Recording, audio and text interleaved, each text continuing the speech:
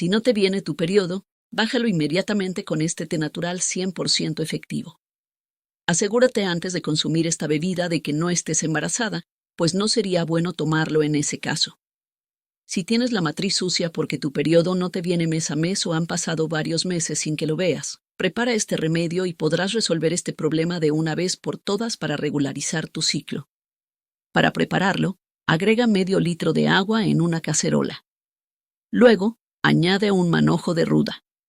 Deja que hierva durante 8 minutos o hasta que la preparación se reduzca a la mitad. Deberás tomar este té 2 veces al día durante 3 días. Esto ayudará a hacer una limpieza y restaurará tu periodo menstrual de manera regular, como siempre. Espero haberte brindado una solución útil. No olvides regalarme un like si te ha sido de ayuda.